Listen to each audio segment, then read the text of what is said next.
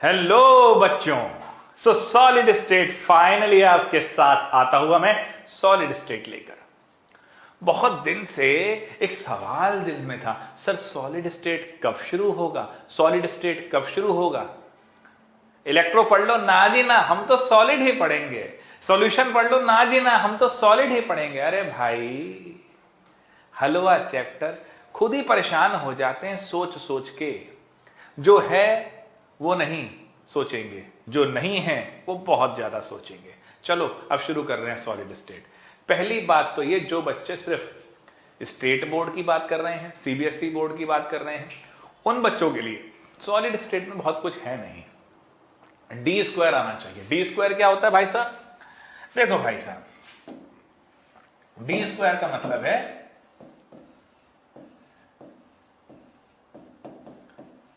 Density ते defects. ये दोनों तो बहुत ही इंपॉर्टेंट हैं आपके लिए आने वाले। चलिए तो आज का अध्ययन शुरू करते हैं। ये डी स्क्वायर भी क्या है ये भी बताएंगे, और चैप्टर का फ्लो कैसे चलेगा ये भी आपको समझाया जाएगा। बच्चों, सॉलिड स्टेट क्लास 11th में शुरू हुआ था। स्टेट्स ऑफ मैटर क्या शुरू किया था भाई साहब? States of matter. अब देखेंगे आनंद, स्टेट्स ऑफ मैटर में आती हैं तीन चीजें। अरे ब्लैक पे ब्लैक क्यों चला रहे हो भैया, अभी व्हाइट करेंगे। सॉलिड, लिक्विड पे गैस, आनंददायक स्थिति। कभी सोचा इन्हें स्टेट्स ऑफ मैटर क्यों कहा गया? कभी सोचा इन्हें टाइप्स ऑफ मैटर क्यों नहीं कहा गया? अरे भाई, टाइप्स होता है जब डिफरेंट डिफरेंट चीज होती है तो एक ही चीज है, बस दो फोर्सेस का बैलेंस। उसमें अगर कुछ बदलाव आ जाते हैं तो कहानी चेंज हो जाती है। अपने ऊपर सोचते हैं, एक फोर्स है ग्रेविटी, हमें जोड़ के रखती है। एक है एक्सपेंशन फोर्स, हमें अलग करने की कोशिश करती है, और दोनों बैलेंस में हैं, इसलिए हम यहां पर टिके हुए हैं। अगर सिर्फ ग्रेविटी होती तो सोचो क्या होता। दिमाग के तार खोलो, हम सभी आपस में सिकुड़ते जाते सिकुड़ते जाते, जुड़ते जाते सिकुड़ते जाते, और सारा जो ब्रह्मांड है, विश्व है, वो एक छोटी सी बॉल बन जाता अगर सिर्फ ग्रेविटी होती। सर एक मिनट, क्या आप बिग बैंग कॉन्सेप्ट की बात कर रहे हो? हां जी बिल्कुल कर रहे हैं। अगर ग्रेविटी मैक्सिमम होती तो आप एक सारे बॉल बन जाते, और अगर एक्सपेंशन होती तो आपके चिथड़े हो जाते, फटते चले जाते। ये दोनों फोर्सेस बैलेंस में हैं, इसलिए हम जैसे हैं वैसे हैं। यही दोनों फोर्स केमिस्ट्री में कहां है? एक तो है बेटा इंटरमॉलिक्यूलर फोर्स, इसको हम ग्रेविटी के साथ कंपेयर कर सकते हैं, ये हमें जोड़ के रखती है। और दूसरी है हमारी थर्मल एनर्जी, ये अलग करती है। भाई ऑब्वियस सी बात है, किसी की भी सीट के नीचे आग लगाओगे तो उठ के भागेगा। वैसे ही अगर टेम्परेचर बढ़ाओगे थर्मल एनर्जी बढ़ती जाएगी, पार्टिकल की काइनेटिक एनर्जी बढ़ेगी, दूर और दूर होता चला जाएगा।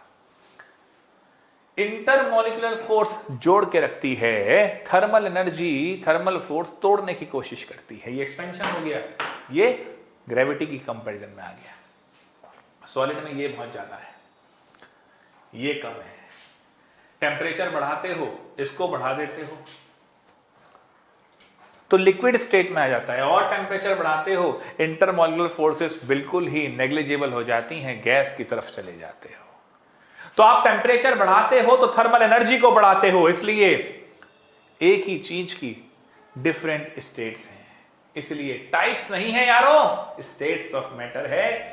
सिंपल शब्दों में आज की जो क्लास ले रहा हूं ये एक बेसिक की क्लास है, क्योंकि देखो बेटा काइनेटिक्स का लंबा लेक्चर डाला है तो काइनेटिक्स को भी ध्यान से पढ़ोगे, और इस हफ्ते में मैं आपको ये दोनों ही चीजें बड़े अच्छे से बताऊंगा। ध्यान रखना क्या क्या, काइनेटिक्स से सॉलिड स्टेट, एक दिन वो ज्यादा और एक दिन ये ज्यादा, लेकिन अब समझते जाना आज का जलवा इसमें। तो सॉलिड लिक्विड गैस की जब बात कर रहे हैं तो सॉलिड के अंदर इंटरमॉलिक्यूलर फोर्सेस जो है भैया ये बहुत बढ़िया है थर्मल एनर्जी के मुकाबले। ये नियर अबाउट बराबर सा हो गया है, और यहां पर थर्मल एनर्जी ने धुआंधार शॉट मार दिया है, और ये बहुत बढ़िया उससे निकल गई है। ये सिंपल इंटरमॉलिक्यूलर कॉन्सेप्ट को अपने दिमाग में रखो, ये है आपका कंसेप्ट इन 3 स्टेट का। सॉरी भाई, चलो यहां से आगे बढ़ते हैं। ये है हमारा 3 स्टेट की बात। अब गैस की बात तो क्लास 11th में जोरदार तरीके से करी थी, लिक्विड के बारे में पढ़ा था। सॉलिड यहां पढ़ेंगे। सॉलिड 2 टाइप के, एक सच्चा सॉलिड, एक झूठा सॉलिड। सच्चा सॉलिड हो गया क्रिस्टलाइन और झूठा सॉलिड हो गया अमॉर्फस।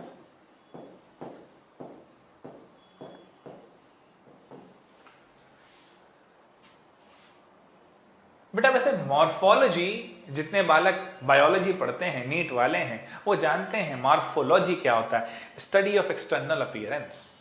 और एमॉर्फस जिस भाई का एक्सटर्नल अपीयरेंस ए हो, मतलब बेकार से, मतलब बिल्कुल कोई फिक्स सी नाम बात हो रही हो, तो क्रिस्टलाइन में और अमॉर्फस में अगर अमॉर्फस के नाम को भी ध्यान से देखोगे तो वो झूठा सॉलिड है।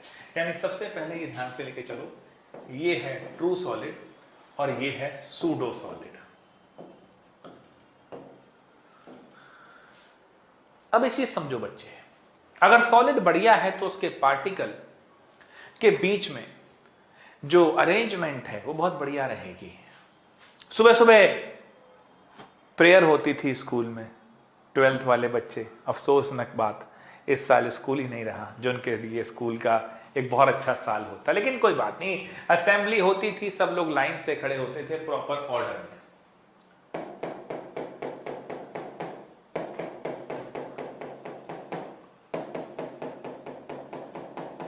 वाह क्या ऑर्डर चल रहा है भैया। पूरी रेंज होती थी, स्टेज पे खड़े होकर देखो लाइन लगी हुई है, बड़े आराम से प्रॉपर ऑर्डर अरेंजमेंट है। क्रिस्टलाइन में बच्चों इस तरह का एक बढ़िया ऑर्डर होता है, इसलिए कहा जाता है लॉन्ग रेंज ऑफ ऑर्डर। यहां क्या होता है, इधर इधर ऐसे ऐसे, ऑर्डर ही नहीं है, बिखरा हुआ सा एक स्ट्रक्चर। पार्टिकल कोई ऑर्डर नहीं फॉलो कर रहे, छोटे छोटी दूरी के ऑर्डर है, शॉर्ट रेंज ऑफ ऑर्डर। और यही वजह है कि इनकी प्रॉपर्टीज में एक भयंकर चेंज आता है। यही वजह है कि ये क्रिस्टलाइन है, प्रॉपर ऑर्डर्ड अरेंजमेंट है, इसकी बत्ती लग गई।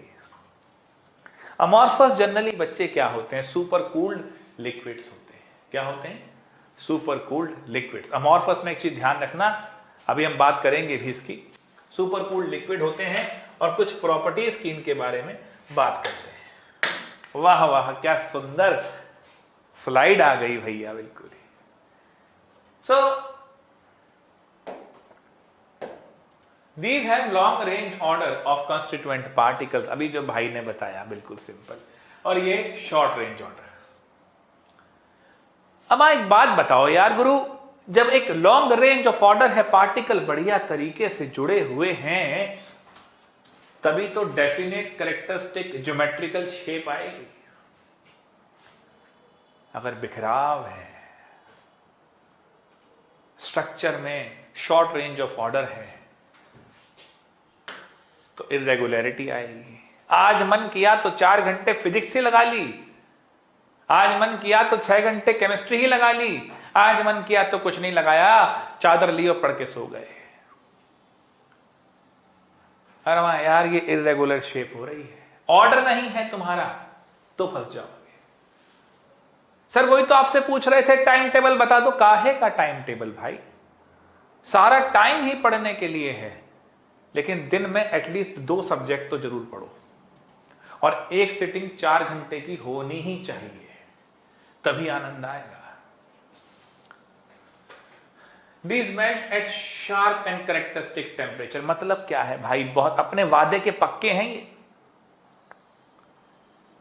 अगर 100 रुपए की थाली है तो 99.9 रुपीज भी होंगे ना आपके पास, तब भी आपको थाली नहीं देंगे ये। ना ना ना, 100 पूरे दे। अरे भाई 1 रुपया कम है, कोई बात नहीं, 100 पूरे दे। बहुत ही सख्त आदमी है ये, मतलब मान लीजिए इनका मेल्टिंग पॉइंट 100 डिग्री है, तो 99.9 डिग्री तक भी नहीं ये मेल्ट होंगे। एकदम से 100 आएगा और ये मेल्ट होंगे, एकदम से 100 आएगा और ये मेल्ट होंगे। इसको बोलते हैं शार्प एंड कैरेक्टरिस्टिक टेम्परेचर। ये तो ढीले ढाले आदमी है, गर्म करते जाओ, थोड़ा थोड़ा पिघलते जाएंगे, थोड़ा थोड़ा पिघलते चले जाएंगे।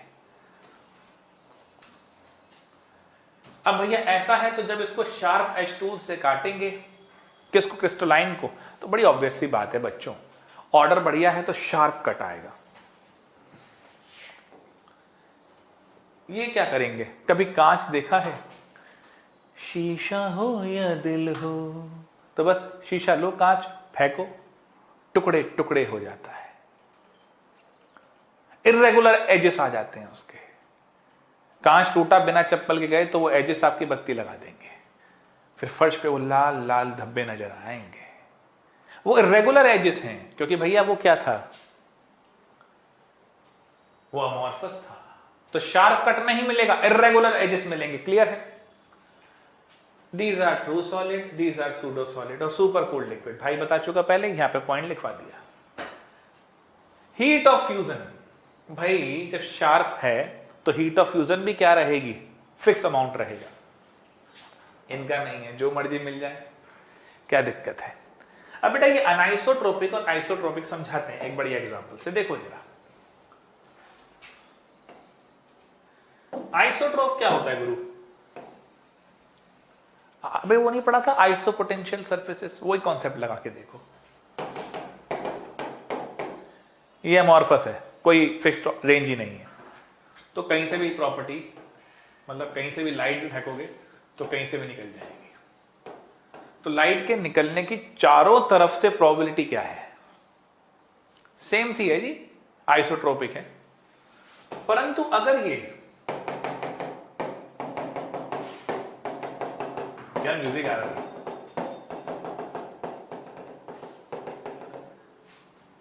लाइट यहां से नहीं जा पाएगी, यहीं से जाएगी, यहां से नहीं जा पाएगी, यहीं से जाएगी, फिक्स्ड है ना। तो सारे सरफेस पे लाइट का एक साथ हो जाना या चले जाना पॉसिबल नहीं है। This is isotropy and अनआइसोट्रोपी।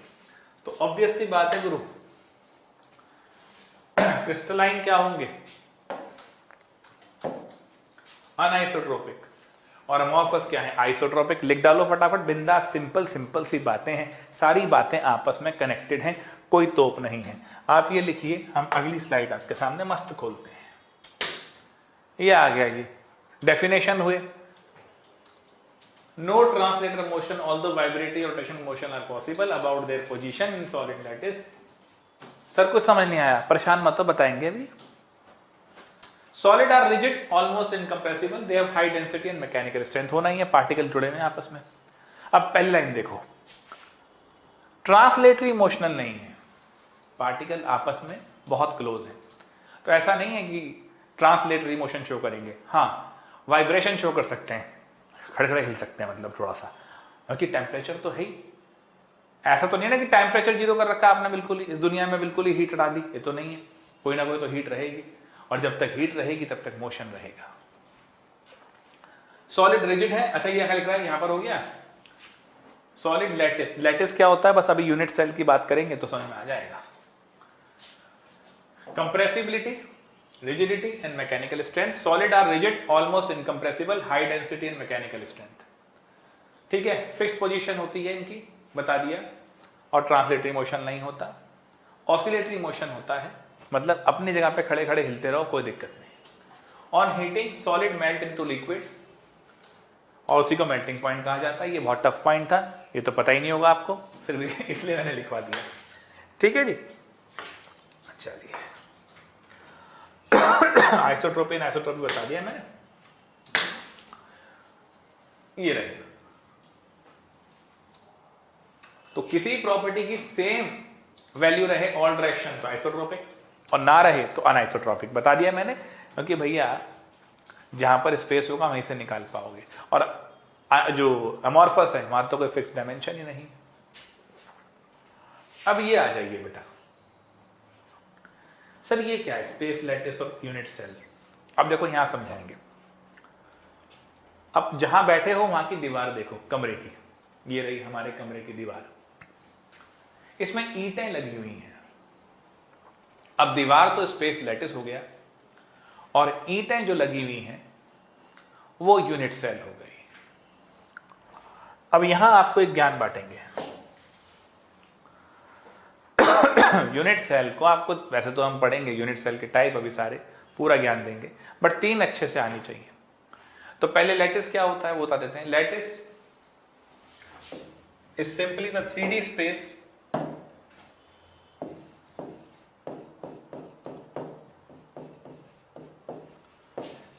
Space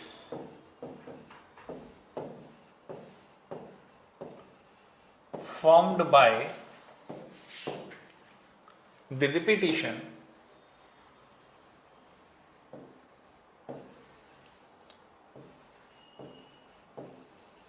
of small units called unit cell। Solid state वैसे बड़ी कमाल की चीज है बेटा। मोबाइल नहीं होता आपका, सर वो भी सॉलिड है। अरे तो और आजकल लैपटॉप वगैरह नहीं आ रहे, सॉलिड स्टेट ड्राइव। अच्छा जी, बहुत बढ़िया। कंप्यूटर क्रांति में, फाइल के स्टोरेज में और ये बताने में कि शायद हम भी एक कंप्यूटर गेम के अंदर हैं, सॉलिड स्टेट का बहुत बड़ा रोल है। इस चैप्टर की डिटेलिंग के अंदर समझाता चला जाऊंगा। खैर अभी तो सीबीएसई के पॉइंट ऑफ व्यू समझो। 3 यूनिट सेल समझते हैं जो रिपीट करती है अपने आप को। पहली है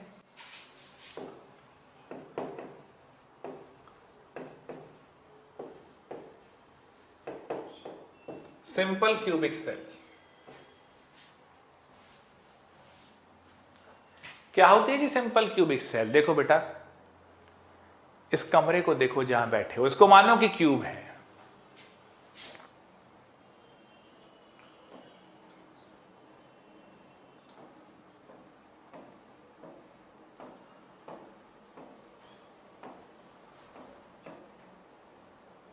अब जरा समझना,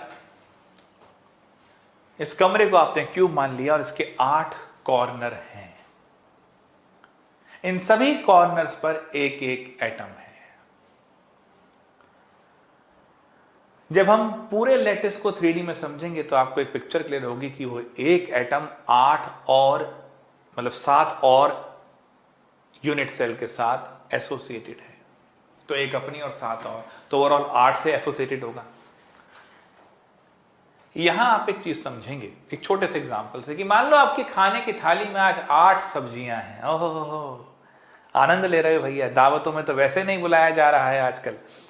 तो मान लीजिए आपके खाने की थाली में 8 सब्जियां हैं, 8 बढ़िया हैं, पर सब्जी का आपके पेट के लिए कंट्रीब्यूशन कितना होगा? 1/8।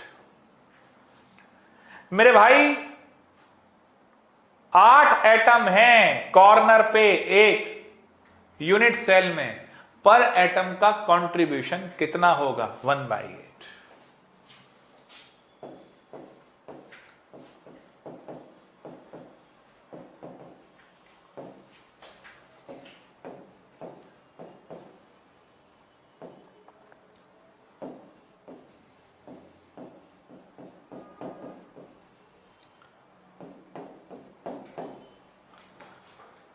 एक एटम का कंट्रीब्यूशन 1/8 होगा। और टोटल एटम कितने हैं भाई?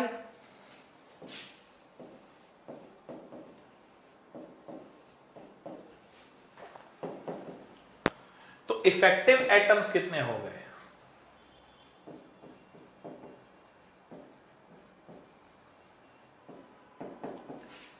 8 into 1/8 that is 1।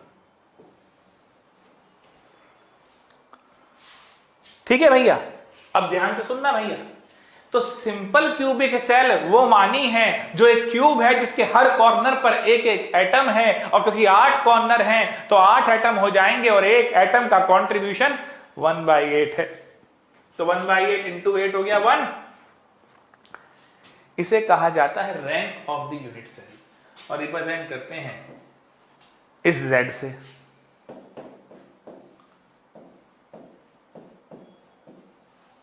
Rank of the unit cell. तो भैया SCC यानी सिंपल क्यूबिक सेल का Z कितना हो गया? 1। नमस्ते, क्लियर है भाई लोग? चलिए अगली वाली उठाते हैं। Body centred cubic cell. भैया मेरे अब देखो आनंद, अच्छा एक बात बताओ यार, तुम चाहे पुलाव बनाओ, वेज पुलाव, या बनाओ बिरयानी, बेसिक चीज क्या है? वो सिंपल चावल तो सब में रहेंगे ना। फ्राइड राइस बना लो, अब आप चाहे पुलाव बनाओ, चाहे बिरयानी बनाओ, चाहे फ्राइड राइस बनाओ, वो बेस तो भैया वो सिंपल चावल ही थे ना। वैसे ही चाहे बॉडी सेंटर बनाओ, चाहे फेस सेंटर बनाओ, सिंपल क्यूबिक सेल सब में आएगी। मेरे साथ बोलो भाई, चाहे फेस सेंटर बनाओ, चाहे बॉडी सेंटर बनाओ, सिंपल क्यूबिक सेल सब में आएगी। क्लियर है भाई? अब बॉडी सेंटर का मतलब क्या हुआ? इन एडिशन तो ये जो 8 एटम थे जो कॉर्नर पे थे, जैसे मैंने कहा ना, ये तो आएंगे ही आएंगे। एक एटम इस रूम के बीच में है, इस क्यूब के बीच में है। जैसे मैं इस रूम में खड़ा हूं तो मेरा फुल कंट्रीब्यूशन इसी रूम के लिए है। मैं अगर इस रूम में खड़ा हूं तो मेरा फुल कंट्रीब्यूशन इसी रूम के लिए है। Is it clear guys? तो बॉडी सेंटर में क्या हुआ है,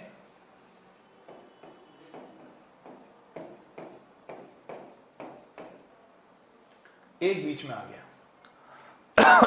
ठीक है, ये बहुत छोटे छोटे बनाए हैं मैंने, वैसे टच होंगे ये, कोई गल नहीं, अभी ये समझ लो। तो बेटा कंट्रीब्यूशन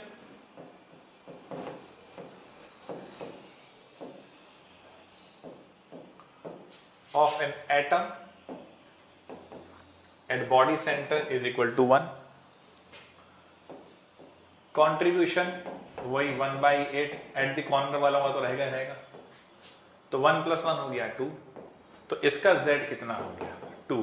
भाई साहब मैंने कहा ना सिंपल चावल तो रहेंगे ही ना, तो सिंपल क्यूबिक तो रहेगा ही ना। तो एक तो इसका कंट्रीब्यूशन, एक उन 8 का मिला के 1, तो ओवरऑल कंट्रीब्यूशन कितना हो गया भाई? मजेदार तरीके से 2 हो गया।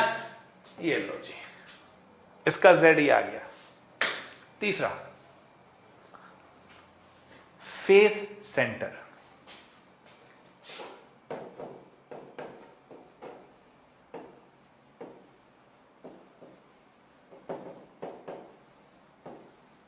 Face centre cubic cell. अब एक बात सोचो भाई साहब, इस क्यूब में 6 फेस हैं। अब मान लो जहां ये बोर्ड लगा है, यहां बोर्ड ना लगा होता, यहां पर एक गेट होता और साथ में एक रूम होता। अब मैं उस गेट पे जाके ऐसे खड़ा हो जाता, आधा इधर आधा इधर, तो मैं कहां खड़ा हूं? मैं फेस पे खड़ा हूं ना, बट मैं आधा इधर हूं, आधा उस रूम के लिए हूं, आधा इस क्यूब के लिए हूं, आधा इस क्यूब के लिए हूं, आधा इस तरफ हूं, आधा इस तरफ हूं। तो अगर फेस पे एटम है तो उसका कंट्रीब्यूशन अपनी सेल के लिए कितना होगा? हाफ होगा सर। ओ वेरी गुड, छा गए बच्चों। तो contribution of an atom at face centre, जरा देखें, 1/2 और टोटल कितने हैं? 6, तो 6 × 1/2 3। फिर वही चावल थे पुलाव वाला एग्जाम्पल, वो तो रहेंगे ही जो कॉर्नर पे थे, तो उनकी तरफ से 1, तो 4। तो फेस सेंटर का Z कितना आ गया? 4। अब आज का टास्क कितना है? ये तीनों यूनिट सेल पढ़नी है, क्रिस्टल अमॉर्फस के डिफरेंसेस पढ़ने हैं, इसके साथ साथ ये जो बताया है मैंने, ये सारा तो पढ़ना ही है। एक मैंने आपकी टेबल और बनाई थी, हाँ, ये एनसीईआरटी में टेबल दे रखी है, इसको समझाऊंगा मैं, लेकिन व्हाट आई वांट कि इसको आप ध्यान से किसमें क्या है याद जरूर कर लें। क्या क्या याद करने बहुत जरूरी है, ये एक्सियल एंगल, सारे एंगल, डिस्टेंसेस और एग्जाम्पल, ये याद कर लेना ताकि समझाने में आनंद आ जाए, मुझे कोई दिक्कत नहीं, दिमाग में पहले से रहेगा तो मजा रहेगा, है ना जी। उसके बाद अब मैं आपको एक काम दे रहा हूं, ये तो मैंने बता ही दिया आपको, डेंसिटी का फॉर्मूला दे रहा हूं आपको, density of a unit cell. ये क्या चीज है, कुछ नहीं। और डेंसिटी क्या होता है गुरु, मास बाय वॉल्यूम होता है, हाँ या ना। तो मोलर मास ले लिया, वॉल्यूम ले लिया मैंने ए क्यूब, लेकिन ये तो एक एटम का मास हुआ ना, तो अब क्यूब के लिए मुझे किससे मल्टीप्लाई करना पड़ेगा, जेड से। क्यों करना पड़ेगा, इफेक्टिव एटॉमिक नंबर नहीं लोगे भाई। और यहां पर आपने अगर देखा जाए तो ये मोलर मास लिया है, तो यहां पर भी आपको एवोगैड्रो नंबर से डिवाइड करना पड़ेगा। तो फिलहाल अभी डेंसिटी का फॉर्मूला Zm इंटू ए क्यूब इंटू Na, याद रख के एनसीईआरटी के डेंसिटी वाले सारे सवाल करने हैं, फिर इस पे मैं ज्यादा डिटेल लूंगा। तो बड़ा सिंपल काम दिया है, काइनेटिक्स कर ही रहे हो, तो काइनेटिक्स के अंदर मैंने आज का काफी काम दिया है, और ये सॉलिड कर रहे हो। इस हफ्ते में दोनों बैलेंस करता चलाऊंगा, लेकिन दोनों करा दूंगा। मैंने आपसे कहा था डेंसिटी और डिफेक्ट्स पे क्वेश्चन आने हैं बोर्ड वगैरह में, तो बाकी ज्ञान में पे लूंगा। अब काइनेटिक्स का एक्टिवेशन एनर्जी वाला ज्ञान थोड़ा लंबा है, उसके बाद उसका कम करता हुआ इसका ज्ञान बढ़ा दूंगा, जिसमें मैं स्ट्रक्चरल लैटिस, ब्रेवाइज लैटिस को समझाऊंगा। वो आ जाए बहुत अच्छी बात है, नहीं आए तो भी कोई बात नहीं है, ठीक है। बट ये नहीं आया डेंसिटी निकालना, या डिफेक्ट नहीं आया, या यूनिट सेल के बारे में नहीं आया, तो नमस्ते हो जाएगी। कहते हैं ना खाने में अगर ब्रेवाइज लैटिस पता है, अगर ये सब ज्ञान आता है ना, तो बढ़िया है। मतलब सब्जी अचार भी है, सलाद भी है, लेकिन अगर डेंसिटी नहीं आता है, डिफेक्ट नहीं आता है, तो उसका सब्जी रोटी नहीं आती है, तो फिर तो खाना नहीं मिल पाएगा भैया, नंबर कट जाएंगे। तो ये ध्यान देना है। तो आज सॉल्व में क्या पढ़ लिया पहली क्लास के अंदर, क्रिस्टलाइन अमॉर्फस के डिफरेंस पढ़ लिए। तो उसके बाद बच्चों हमने पढ़ लिया डिफरेंसेस के बाद यूनिट सेल क्या है, लैटिस क्या है, और डेंसिटी का फॉर्मूला। एनसीईआरटी के सवाल आपने करने हैं, फिर हम आपसे लगवाएंगे। मेहनत करते जाइए, जैसे आपसे कहा था इस हफ्ते फिजिकल निपटाएंगे, अगले हफ्ते चिंता नहीं करो ऑर्गेनिक केमिस्ट्री, और कोशिश करूंगा कि स्मार्ट बोर्ड पे आके ले जाऊं वीडियो तुम्हारे लिए ऑर्गेनिक के। बस खुश भाई साहब, मेहनत हम भी कर रहे हैं, आप भी करो। चलो नमस्कार, मिलते हैं अगले